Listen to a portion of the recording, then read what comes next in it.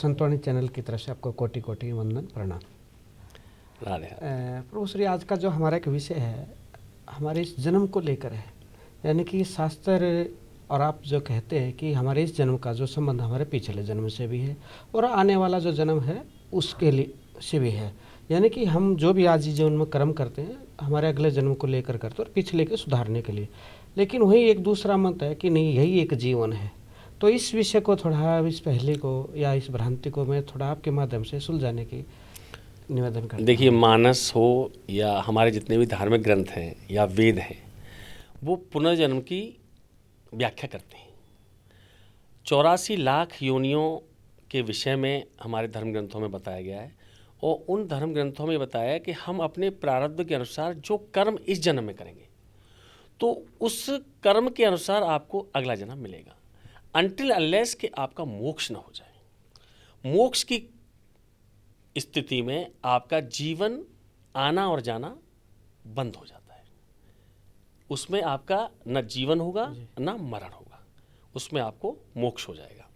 लेकिन जब तक आप इस सृष्टि में हैं और सृष्टि में जो आप कर्म कर रहे हैं तो अपने कर्मों के अनुसार आपका जीवन होता रहेगा। मनुष्य जीवन मिलेगा, पशु जीवन मिलेगा, पक्षी जीवन मिलेगा, नाग योनि मिलेगी, किन्नर योनि मिलेगी। ये सब आपके प्रारब्ध और आपके कर्मों के ऊपर ही डिपेंड करता है, इसके बिना नहीं होता। तो इसमें हमारे से जैसे कर्मों की बात की, तो ये कर्म हमारे कौन निश्चित करता है? हम करते हैं या जैसे भगवान आपके करते हैं? स्वयं जो आप जो करते हैं वो कर्म आपके जो होते हैं, वो कर्म जो हम करते हैं वो कहीं ना कहीं सृष्टि में, विधान में, विधि में लिखे जाते हैं और उन कर्मों के हिसाब से ही आपको अगले जन्म की पुनरावृत्ति होती है।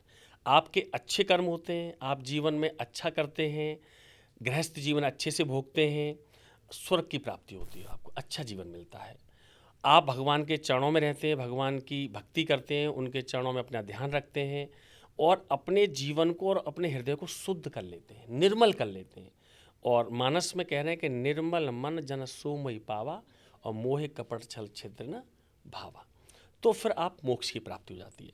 लेकिन आप जब अधोकर्म करते हैं, पशुवत कर्म जो करते हैं, तो फिर अगले जन्म में आपका जो जीवन होगा वो उसी हिसाब से पशु का होगा, पक्षी का होगा, सरीसृप का होगा, वो डिसाइड होगा।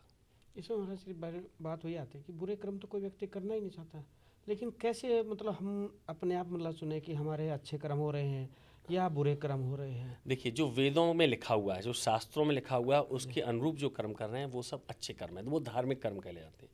और वेदों के जो अनुरूप आप कर्म नहीं कर रहे हैं या धर्म के या शास्त्रों के अनुरूप जो कर्म नहीं कर रहे हैं वो सब अधर्म की श्रेणी में आते हैं। तो धर्म की व्याख्या जब करेंगे तो मानव जीवन मिलेगा, आपको मोक्ष की प्राप्ति होगी। अधर्म जब करेंगे तो आपको पशु जीवन मिलेगा, आपको अधो जीवन मिलेगा। अब जीवन धर्म कैसे कर रहे हैं, अधार्मिक कर्म कैसे कर रहे हैं, इसका डिसाइड से कि जैसे आप ये समझिए कि जैसे आप मदिरा है जी। मदिरा का जो अल्कोहल होता है उसकी अगर छोटी सी मात्रा, एक सर्टेन परसेंटेज अगर आप लेते हैं तो वो कफ सिरप के रूप में काम आता है। वो आपकी खांसी को, आपके फेफड़े साफ करता है। लेकिन उसी मदिरा को जब अधिकता में ले लेते हैं आप, तो क्या होता है कि वो आपको फेफड़ों को गलाने लग जाता है। मदिरा पान करना एक तामसिक प्रवृत्ति है, मांस भक्षण करना एक तामसिक प्रवृत्ति है। सात्विक भोजन करेंगे तो आपको सात्विक बुद्धि मिलेगी और तामसिक भोजन करेंगे तो आपको तामसिक बुद्धि मिलेगी। तो जब तामसिक बुद्धि होगी तो आपकी जो संगति होगी वो तामसिक हो जाएगी। इसमें महाराज जी जो ये आज का प्रश्न लेने का उद्देश्य ये था कि जैसे इस समय मैं आपके सानिध्य में हूँ, तो क्या अगर मैं कर्म चाहता, अगर मेरी अपनी चलती तो मैं कहीं और भी तो हो सकता था। तो ये कौन निश्चित करता है? मतलब देखिए, ये जो कर्म है आपको, आपके कर्म जो होंगे, जो पूर्व जन्म के आपके जो प्रारब्ध हैं और इस जन्म की जो आपने संगति की है वो डिसाइड करेगी कि आप किस तरफ जाना चाहते हैं। आप संतवाणी चैनल पे हैं, यहाँ आपका सत्संग जो होता है वो संतों के साथ होता है, साधुओं के साथ मिलते हैं, आप वृंदावन भ्रमण करते हैं, चित्रकूट जाते हैं, आप अयोध्या जाते हैं। ये आपके पूर्व जन्म के प्रारब्ध थे और इस जन्म के आपके माता पिता के पुण्य अर्जित थे और आपके जीवन में जो आपने सत्संगति की थी, अपने माता पिता की बात मानी, बड़े भाई की बात मानी या आपने अपने गुरु की बात मानी, तो आपका जो विचार थे, आपका जो मन था, जो आपका हृदय था, वो किस तरफ चला गया? धीरे धीरे इस तरफ चला गया। तो इसलिए आपने चैनल के माध्यम से आप समाज की सेवा कर रहे हैं और समाज को दिशा और दशा देने का काम कर रहे हैं। इसमें हमारा श्री एक प्रसंग और आता है कि जैसे जन्म होना तो हमारे अपने हाथ में नहीं है, लेकिन मित्र चुनना या अपने ऊपर सदकृपा करने वाले, सदविचार देने वाले सहयोगी जन होते हैं या सदकृपा करने वाले जो गुरु जी होते हैं, वो हमारे अपने हाथ में नहीं होता। तो ये कैसे हम चुने, कैसे आप जैसे सदगुरु को देखिए, हमने आपको ये बताया था कि जैसे मानस में भी उल्लेख है इसका और श्रीमद् भागवत में भी उल्लेख है कि बिनु सत्संग विवेक न होगी। जब तक आप अच्छी संगति नहीं करेंगे तब तक आपकी बुद्धि जो होगी, आपका जो मन होगा, जो आपका हृदय होगा, वो पवित्र नहीं होगा। और जब आपका मन पवित्र हो जाएगा, आपकी बुद्धि पवित्र हो जाएगी, आपका हृदय शुद्ध हो जाएगा, तो ऑटोमेटिकली जो पॉजिटिव एनर्जीज़ हैं वो आपको अच्छे लोगों की तरफ, अच्छे गुरु की तरफ, साधु संगति की तरफ ले जाने चलने लग जाएंगी। अब जब आपकी संगति अच्छी हो जाएगी, आपको अच्छे गुरु मिल जाएंगे, तो आपका व्यवहार, आपका स्वभाव ही ऑटोमेटिकली बदल जाएगा। तो हमारा श्री इसका जैसे जीवन में आरंभ किस प्रकार से हो, मतलब मूल उद्देश्य यह था कि हमारे बालपन से ही, जैसे ही बच्चे का जन्म हो। और देखिए, ध्रुव जी महाराज को, प्रहलाद जी महाराज को, जितने भी ये बड़े बड़े संत हुए, भक्त हुए भगवान के, नरसिंह जी महाराज हुए, तुलसीदास जी महाराज हुए, इन सबको 5 वर्ष की अवस्था में बोध हो गया था और इनके माता पिता ने इन्हें अच्छी संगति कराई थी। अगर पिता सही नहीं थे तो माता ने इन्हें अच्छी संगति कराई थी। इन्हें संतों का सत्संग कराया था, कथाएं सुनाई थी, चाहे शिवाजी महाराज हों, माता जीजाबाई ने आपको पता ही है कि उन्हें कथा सुनाई थी। तो बालक मन जो मन होता है वो हरी लकड़ी की तरह होता है, आप उसको चाहे जैसे फोल्ड कर सकते हैं। और बाल मन में जो आप उसके मन में और उसके हृदय में बिठाल देंगे वो उसके जीवन पर्यंत रहेगा। अब आपको अगर जीवन में किसी बच्चे को सुधारना है तो उसको बालपन से ही ले जाना पड़ेगा। और जैसे ही बच्चा 4 वर्ष का या 5 वर्ष का हो, उसको धीरे धीरे सत्संगति कराना, मंदिर ले जाना, साधुओं की संगति कराना, वेद पुराणों का पाठ सुनवाना, कथाएं सुनवाना, जो रोज़मर्रा के कार्य हैं उसके अलावा। तो अब जब आप इस तरह की क्रिया करने लग जाएंगे तो ऑटोमेटिकली उस बच्चे की बुद्धि जो होगी वो पॉजिटिव होने लग जाएगी और वो पॉजिटिव रास्ते को अडॉप्ट करने लग जाएगी। यानी इसमें मूल भूमिका सबसे पहले माँ या पिता को निभानी हो। देखिए, प्रथम गुरु जो होती है हमारे सनातन धर्म में वो माँ है, क्योंकि माता ओटी ओटी कम्स टू रोटी। माँ ही सबसे पहले बच्चे को, जननी जो होती है वो प्रथम गुरु है। उसके बाद दूसरे गुरु उसके पिता होते हैं। जो बच्चा थोड़ा सा बड़ा हो जाता है, 10 साल का होगा, 12 साल होगा, उसको किस क्लास में पढ़ना है, उसको कौन सा सब्जेक्ट लेना है, कहाँ जाना है। तीसरे जो गुरु होते हैं जो हमारे आध्यात्मिक गुरु होते हैं और जो हमारे प्रैक्टिकल गुरु होते हैं। जैसे स्कूलों में हमें टीचर्स पढ़ाते हैं, मैथमेटिक्स पढ़ाते हैं, साइंस पढ़ाते हैं, ज्योग्राफी पढ़ाते हैं, व्हाटएवर सब्जेक्ट इज देयर। अब उसमें पहली जो गुरु है वो माँ है। अब माँ उसको धीरे धीरे मोल्ड करेगी कि उसे किस रास्ते पर जाना है। मानस में बड़ी सुंदर चौपाई के प्रातः काल उठ के रघुनाथा, मात पिता गुर नावई माता। सबसे पहले वो किसका वंदन करते हैं? चरण वंदन माता का, फिर पिता का, फिर गुरु का। और जब आप माता का, पिता का और गुरु का चरण वंदन करेंगे तो आपको उनकी आशीर्वाद प्राप्त होंगे। पॉजिटिव जो एनर्जीज होती हैं वो आपके शरीर के चारों तरफ घूमने लग जाएंगी, जो आपको बुरे विकारों से, बुरे विषयों से और बुरी विकृतियों से दूर, यानी जिसको हम ओरा बोलते हैं। जी, ओरा। तो यही एक ये व्यक्ति का एक ओरा काम करता है। चारों तरफ आपके चारों तरफ पॉजिटिव एनर्जी की एक लेयर चलती है। महाराज श्री, ये ओरा पे मैं करूँगा विषय, लेकिन उससे पहले एक आता है कि हमें जो भ्रमित किया जाता है, जैसे आपने बताया कि संस्कारों को लेकर, कि अक्सर है ना यूरोप कंट्री का मतलब दिया जाता है कि वहाँ लोग कोई पूजा पाठ नहीं करते, देखो वो कितने सुखी हैं, कितना विकसित हो गए, और यहाँ पूजा पाठ के चक्कर में उलझा दिया गया है। तो इसके विषय में आपका क्या मतलब है महाराज जी? थोड़ा विस्तार से वहाँ पे एक माँ अपने जीवन काल में 10 विवाह करती है, बच्चे को वो जन्म देती है और बच्चे को फिर वो ऑर्फन होम्स में दे देती है। पिता 10 विवाह करता है। संस्कार में, सभ्यता में, संस्कृति में और एक फाइनेंशियली ग्रोथ में बहुत फर्क होता है। जीवन में आपको पैसा कितना ही मिल जाए लेकिन शांति न मिले, सुख न मिले, तो वो पैसा बेकार है। यूरोप पैसा कमा रहा है, नो डाउट, वहाँ बहुत पैसा है, लेकिन वहाँ सुख और शांति नहीं है। जो सुख और शांति आपको हमारे यहाँ मिलेगी, सनातन धर्म में मिलेगी, भारतवर्ष में मिलेगी। आप देखिए कितने ही अंग्रेज, यूरोपियन ऋषिकेश में आके, चित्रकूट में आके, वृंदावन में आके किस खोज में आए? वो अरबों रुपए का पैकेज छोड़ के, करोड़ों रुपए का पैकेज छोड़ के, करोड़ों रुपए की संपत्ति छोड़ के वो वृंदावन में वास कर रहे हैं, चित्रकूट में वास कर रहे हैं, ऋषिकेश में वास कर रहे हैं, हरिद्वार में वास कर रहे हैं। इसलिए वास कर रहे हैं कि they need the peace, they need the actual mentally piece.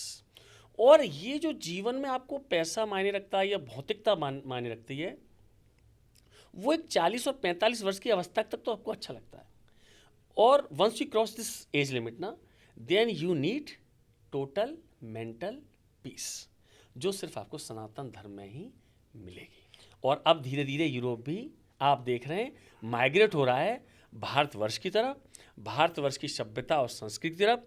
Even they are researching on our Vedas. आने वाले समय में हम भारत को किस तरफ देख रहे हैं, यानी खासकर युवाओं का विश्वगुरु, विश्वगुरु बनेगा अध्यात्म में। अब हमारा बच्चा जो यूथ है, धीरे धीरे माताएं भी संतों की संगति कहिए, धीरे धीरे वातावरण का प्रभाव कहिए, और माता पिता का धीरे धीरे सनातन धर्म की तरफ झुकाव कहिए, या कलयुग का प्रभाव कहिए, कि अब बच्चों को वो धीरे धीरे सामाजिक और सांस्कृतिक परिवेश दे रहे हैं। इससे बच्चों के अंदर डेवलपमेंट हो रहा है और वो अपने देश के प्रति, समाज के प्रति, संस्कृति के प्रति रुझान ले रहे हैं। तो आने वाले समय में हम फाइनेंशियली भी यूरोप को पछाड़ देंगे, और मेंटली तो हम सबसे आगे हैं, हमारे आगे कोई है नहीं। मतलब मैं देख रहा हूँ मानसिक रूप से वहाँ पे ज़्यादा परेशानियाँ हैं। हाँ, और हमारे यहाँ मतलब ऐसी अभी परेशानी नहीं है। अभी भी हमारे यहाँ 2 रोटी खा के चटनी से भी आदमी सुखी रह लेता है। हमारे यहाँ इंसान को, जो एक नॉर्मल आदमी होता है, वो एक चारपाई पर लेट के सो जाता है, अपने उसको तकिया की आवश्यकता नहीं होती है, वो अपनी बाहें का तकिया लगा लेता है, उसको शांति मिल रही है। लेकिन वो शांति आपको यूरोप में प्राप्त नहीं होगी। महाराज श्री, जैसे भी आपने बात की संस्कारों की, क्योंकि मैं ओरा पे भी आऊँगा, क्योंकि वो आज का मूल विषय है आज के समय में, कि लेकिन उससे पहले मैं आता हूँ कि आज की जो आधुनिक व्यवस्था है, यानी कि जो ज़रूरत है, तो हमारे पुराने संस्कार और ये कैसे तालमेल खा सकता है एक परिवार की दृष्टि से, मैं देख रहा हूँ। देखिए, धीरे धीरे आपको कहीं ना कहीं जाके ये जो हमारे पास मॉडर्निज्म है जी। या भौतिकता है, ये हावी होती जा रही है, हमारे मन को और हमारे शरीर को ये प्रभावित कर रही है। ठीक है, अब इस प्रभाव से आप कैसे हटें?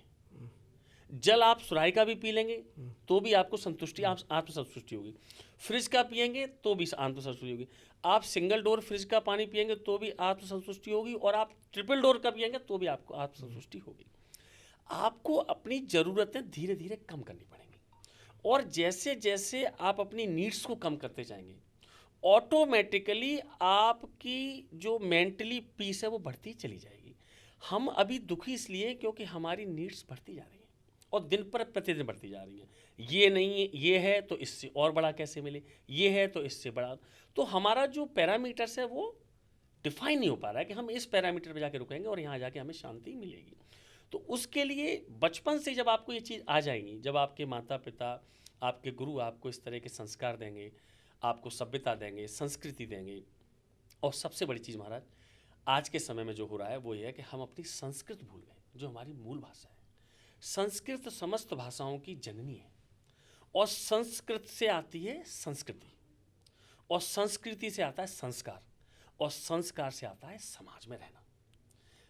जो हमारा मूल था वो खत्म हो गया। अब धीरे धीरे छोटे बच्चे हैं जो मानस को स्टार्ट कर रहे हैं पढ़ना, वेदों की तरफ जा रहे हैं, या श्रीमद् भागवत कथा का पारायण कर रहे हैं, सुन रहे हैं, अब वो तिलक लगाना शुरू कर रहे हैं, कलावा बांधना शुरू कर रहे हैं। तो धीरे धीरे उनके अंदर अब थोड़ा सा स्पिरिचुअलिज्म भी डेवलप हो रहा है। इसमें हमारे सिर में एक चीज़, और जैसे आपने मानसिक दबाव की बात की, कि आजकल भी वर्तमान में घटनाएं घटी हैं, एक आईपीएस अधिकारी को लेकर एक और अधिकारी, तो मैं इसको, वैसे दुखद घटना है, हम उसके लिए मतलब करते हैं भगवान से प्रार्थना, लेकिन हमारा जो विषय इस पर, ये मानसिक दबाव कैसे कम हुआ आज के टाइम, क्योंकि जैसे जैसे हम आगे बढ़ रहे हैं ये दबाव बढ़ता जा रहा है हम पे, तनाव का। इच्छाएं और इच्छाओं का दमन, हमारे यहाँ एक अध्यात्मिक क्रिया कहते हैं शमन, इंद्रियों का शमन और दमन।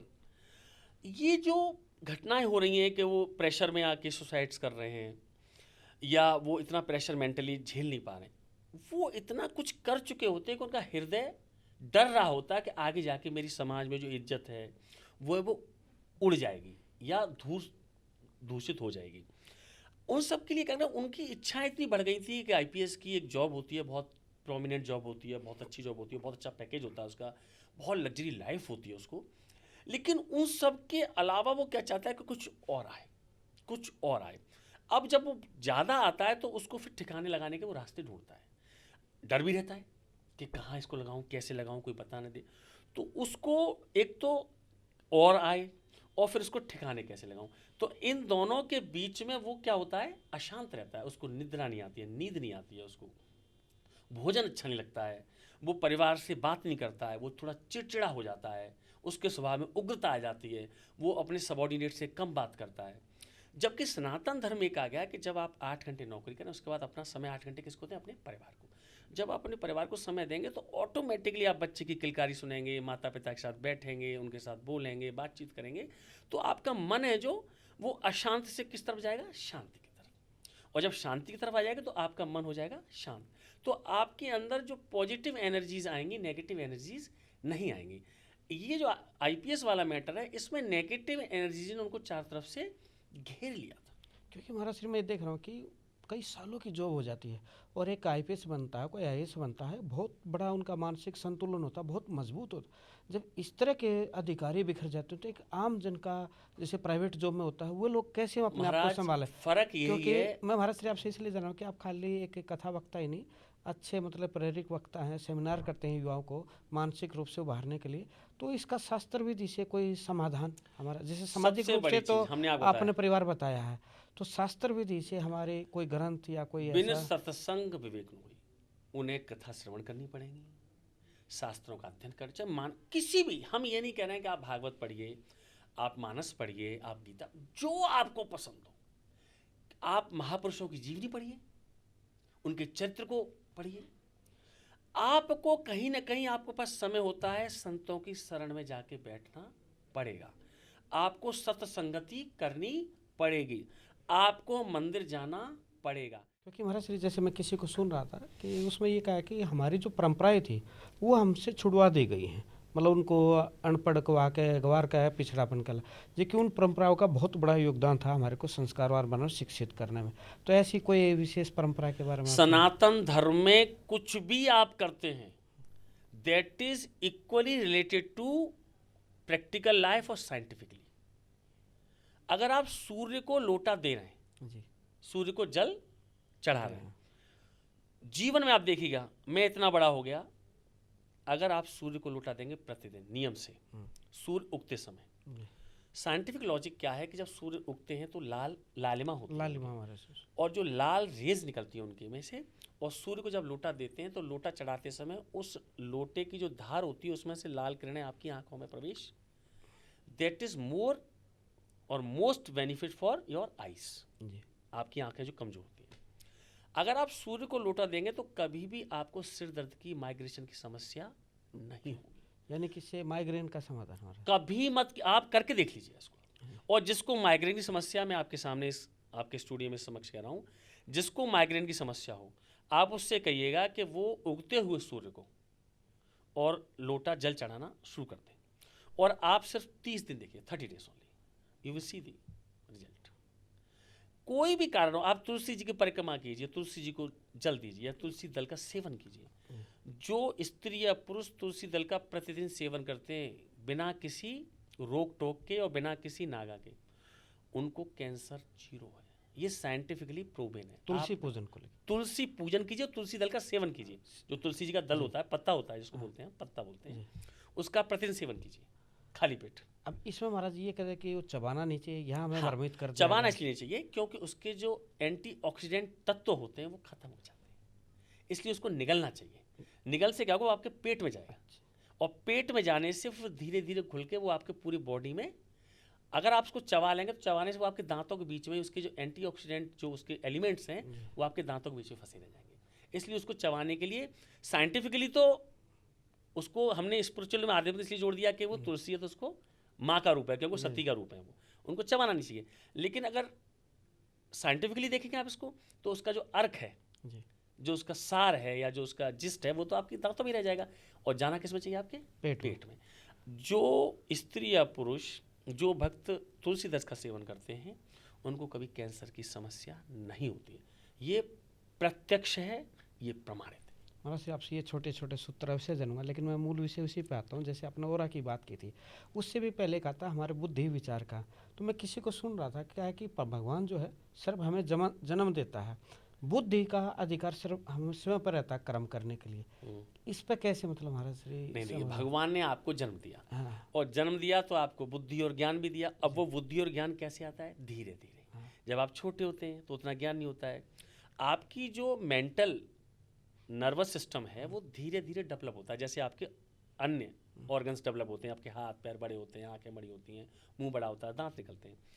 अब वो जो मेंटल लेवल आपका जो डेवलप होगा, जो आपकी, अब वो डेवलप कैसे होगा कि जिस ऑरा में आप रहेंगे, जिस सोसाइटी में आप रहेंगे, जिस फैमिली में आप रहेंगे, जैसी फैमिली में रहेंगे आप, जैसे देश में रहेंगे और जैसे प्रदेश में रहेंगे, तो उसी हिसाब से आपकी वो बुद्धि विकसित होती है। अगर आपका जन्म यूरोप में हुआ है और यूरोप में रहेंगे तो आपकी बुद्धि उसी प्रकार से डेवलप होगी, और आपका जन्म भारतवर्ष में हुआ और अयोध्या में हुआ है तो आपकी बुद्धि उस हिसाब से डेवलप होगी, और आपका जन्म कलकत्ता में और एक मुस्लिम बस्ती में हुआ है तो आपकी बुद्धि उस तरह से डेवलप करेगी। आपकी सोसाइटी का और आपके एटमॉस्फेयर का आपकी उस बुद्धि के डेवलपमेंट में बहुत बड़ा योगदान होता है। हमारा श्री इसी पे फिर हमारा वही घूम फिर के कहते हैं ना कि चौराहे पे आ जाना, कि वैसे ही आता कि जन्म कि हर कोई चाहता है अच्छी जगह हो, लेकिन ये अलग अलग जगह पे जन्म कैसे तय होता है फिर देखिए, हमारा? हान लाभ जीवन में हाँ। जस अपजस विधियात। आपका जन्म कहाँ होगा और आपकी मृत्यु आपको कहाँ ले जाएगी, God knows, nobody can tell you. तो इसमें हमारा श्री फिर हमारे मूल शास्त्र आजकल ये कहते हैं ना आत्मा का विषय लेकर सोल को लेकर बड़े प्रोग्राम बनते हैं, तो क्योंकि उसी संबंधित है, यानी कि मुझे जो माँ बाप मिले, भाई बहन मिले, रिश्ते नाते मिले, ये सब क्या प्रक्रिया होती फिर है? वही पूर्व जन्म का आपका, आप देखिए, अंतः मति ततः गति। मरते समय जैसे आपके मन में विचार आ रहे होंगे, जैसी आपकी बुद्धि काम कर रही होगी, और जो आप विचार कर रहे होंगे, वो ही आपको उसके लिए लेके जाएगा। अगर मरते समय, प्राण विसर्जित करते समय आपका बुद्धि, आपका ज्ञान, आपका विवेक भगवान के चरणों में, तो आपको स्थान भगवान के, ये अध्यात्म है, यही सनातन है। इसलिए कहा जाता है कि जन्म जन्म मुनि जतन कराई, अंत राम कहें आवत नाई। इसलिए कहा जाता है कि मरते समय हम गीता पाठ क्यों सुनाया जाता है उन्हें? जी। हम वही महाराज जी इस पे भी आऊँगा गीता पे भी, कि मैं तकरीबन देखता हूँ आज बड़े बड़े अधिकारियों के आप संतों के पास आते हैं तो उनको प्रमुखता से गीता पाठ ही करने के लिए बोला जाता है। तो ये इस विषय पर भी एक अलग से करेंगे कि लंबा विषय है, तो उससे पहले उसी आत्मा पे ही रहता महाराज जी। तो जैसे मेरा विचार है महाराज जी, कहते हैं, ये भी कहते हैं कि सारा जो खेल आपके विचारों का है, आपने आज जो विचार बोला है वही ब्रह्मांड में घूमेगा और वही जन्म। तो क्या महाराज श्री क्या सभी का विचार फलित होता है? जैसे हम 100 व्यक्ति हैं, कोई मतलब बड़ा बिजनेसमैन है, कोई अच्छा उद्योगपति है, या कोई संत है, या कोई एक सामान्य कार्य कर रहे हैं हमारे जैसा, तो क्या हम सबका विचार फलित होगा हमारे श्री से? सबका विचार फलित होगा। जिसकी मृत्यु के समय जैसी इच्छा होगी, जो उसके मन में विचार होगा, उसी विचार के अनुसार उसको अगले जन्म में स्थान मिलेगा। उसका इच्छा अगर प्रभु के चरणों में, तो प्रभु का स्थान मिलेगा। उसको अगले जन्म में अगर मनुष्य की योनि चाहिए, वो किसी चीज़ से वंचित रह जाएगा, किसी सुख से वंचित रह गया है, उसने अपने जीवन में कोई सुख भोगने से रह गया है, तो फिर उसको जन्म लेना पड़ेगा उस सुख को भोगने के लिए। शास्त्र अनुसार हमारे श्री कोई प्रमाण मिलता है हमें ऐसे चीज़ों का? बहुत से आपने देखा होगा, बहुत से बच्चे ऐसे हैं जो अपने पूर्व जन्म की घटनाएं बताते हैं। हम आपको आसपास के 10-5 ऐसे बच्चे बता देंगे जो पूर्व जन्म में बताते हैं, और बताते हैं कि मैं उस गांव में था, और वो प्रत्यक्ष। हमारी एक रिश्तेदारी में एक बच्चा ऐसा है, जो उस बच्चे का एक्सीडेंट हुआ था यहीं आपके यमुना एक्सप्रेस वे पे, और इकलौता बच्चा था वो, और उस बच्चे का एक्सीडेंट हुआ। और देखिए, वो उसकी धर्मपत्नी और 2 साल की बेटी थी, और वो नोएडा से आगरा जा रहे थे, और उनकी गाड़ी पलटी, और पलटने के बाद उसकी पत्नी को खरोंच भी नहीं आई, और उसकी बेटी और वो दोनों ऑन स्पॉट एक्सपायर हो गए। उसकी माँ काफ़ी थोड़ी सी भक्तिभाव वाली थी, बहुत भक्तिभाव वाली थी, तो वो भगवान से भक्तिभाव था, बड़ी मुश्किल से बच्चा मिला था, तो बहुत उन्होंने भगवान से प्रार्थना करी, तो उन्हें स्वप्न हुआ। तो धौलपुर के रहने वाले हैं वो, वहाँ से तो 70 किलोमीटर दूर उस बच्चे का पूर्व जन्म हुआ, और उस बच्चे ने स्वप्न दिया कि मैंने यहाँ जन्म ले लिया है जी। और वो बच्चा मैं आपको कभी समय होगा तो लेके आऊँगा आपके साथ। वो बच्चा आज बताता है सब कुछ। महाराज से जैसे हमारे विचारों पे फिर ऐसे एक बार आ जाते हैं कि हम कैसे अच्छे विचार सोचें, इसकी कोई एक विशेष थ्योरी, क्योंकि हमारा जो कल बीत गया वो तो हम लौटा नहीं सकते खुद। तो आने वाला कल हमारा अच्छा हो, क्योंकि हमारे दर्शक देख रहे होंगे इस कार्यक्रम को और वो आपसे अपेक्षा करें कि महाराज जी को सूत्र दे, क्योंकि विचारों से ही फिर सारी कहानी घूमती है। और आप भी मैं आपसे जानूंगा, तो विचारों पे एक बार जानना चाहूँगा महाराज सर। नहीं, विचार तो आपके जब शुद्ध होंगे जब आपका संगति शुद्ध होगी, रहन सहन शुद्ध होगा, परिवार शुद्ध होगा, जहाँ आप रह रहे हैं वो वातावरण शुद्ध होगा। जब आप सारी चीज़ें शुद्धता में रहेंगे तभी आपके विचार शुद्ध होंगे। अन्यथा आपके विचार अशुद्ध कब हो जाएंगे कि जैसे आप जब तक शुद्धता में थे तब तक आप शुद्ध रहे आपके विचार, लेकिन जैसे अशुद्ध वातावरण प्रवेश किया आपने तो आपके विचार अशुद्ध आ गए। अब देखिए, आप भगवान की कथा में बैठे हुए, मंदिर में बैठे हुए, आपके अंदर पॉजिटिव एनर्जी चल रही है, लेकिन अभी आप पिक्चर हॉल में चले गए और आप किसी पिक्चर का एक सीन देख रहे हैं जो भीभत्स है, मारकाट का, हिंसा का है, तो आपके मन में जो आपका ब्लड है वो क्या करने लग जाता है, धीरे धीरे वाइब्रेशन वैसे ही करता है, उसका सर्कुलेशन उस कैरेक्टर में खुद को देखने लग जाता है या अपने आसपास वो वातावरण। तो वो क्या फर्क था, अभी आप मंदिर में जब बैठे थे तो आपका ब्लड सर्कुलेशन 0 था, आपका बीपी बिल्कुल शांत था, आप बिल्कुल शांत थे, आपका मन शांत था, आपकी बुद्धि चित्त शांत था। लेकिन जैसे ही आप पिक्चर हॉल में प्रवेश किया आपने और उस पिक्चर का पर्टिकुलर आपने कैरेक्टर देखा, तो उस कैरेक्टर के अनुरूप आपने अपने आप को ढाल लिया, तो आपका मन, तो आप जितनी देर, इसीलिए हम कहते थे कि सत्संगत जितना हो सके उतना आप करिए, जितना हो सके कथा को संतत सुनहि राम गुण ग्रामे। एक दिन का प्रभाव नहीं है कि आप एक दिन अच्छी संगति में बैठे और आप सही हो गए। आपको संतत लगातार अच्छी संगति में बैठना पड़ेगा। अच्छी संगति में बैठेंगे तो आपके ऑटोमेटिकली आपके अच्छे विचार बनते चले जाएंगे। यानी कि इसमें समय लगेगा महाराज, समय। लेकिन हमारे शरीर में विचार से एक चीज़ हो रहा है, कभी अक्सर हम ऐसा सोचते हैं जैसे कुछ सोचा, अक्सर सभी के साथ ये घटना घटती है कि वो चीज़ घटित हो जाती है, तो ये कैसे संभव हो पाता है? देखिए आप, क्योंकि उस समय फिर हम पछता रहे, अरे ये तो मैंने सोचा था महाराज श्री के दर्शन हो गए, लेकिन इस समय मैं कुछ और मांग लेता। अब यही हमने कहा पॉजिटिव्स, हाँ, वो लड्डू फूट जाते हैं, नेगेटिव एनर्जीज है ना।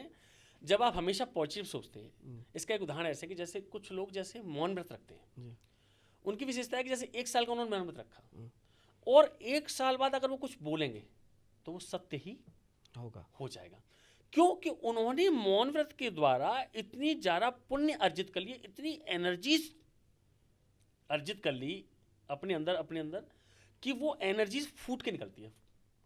इसी प्रकार से जब आप बहुत अच्छे विचार हर समय लाई रहते हैं कि मेरा ये होगा, मुझे ये करना है, तो फिर क्या विधि जो होती है, ईश्वर उसके रास्ते बनाता है आपको, ईश्वर आपके रास्ते बनाता है, ठीक है। तो वो कह रहे हैं कि जब आपके अंदर पॉजिटिव एनर्जीज आ गई, आपकी सोच पॉजिटिव है, आपका एटमॉस्फेयर पॉजिटिव है, आपकी सोसाइटी पॉजिटिव है, तो आपके मन में भी पॉजिटिव थॉट्स ही आने लगे। अब उन पॉजिटिव थॉट्स के आपने सोचा कि मुझे तो एक संत के दर्शन चाहिए, तो फिर क्या होता है कि जब आप किसी चीज़ को बहुत दिल से चाहते हैं तो सारी कायनातें उसको आपसे मिलाने की कोशिश करती हैं। महाराज श्री, आज आपने बहुत सुंदर हमारी व्याख्या की है, समाधान किया है, हमारे दर्शकों का बहुत समाधान मिलेगा। बात हमारी रह गई महाराज श्री और रखी, उसको मैं आपसे अगली कड़ी में जानूंगा, क्योंकि उसका विषय थोड़ा विस्तार से होगा। और आपको फिर से मैं कहूँगा कोटि कोटि नमस्कार, आपका भी धन्यवाद। राधे राधे, जय श्री राधे, जय श्री राधे।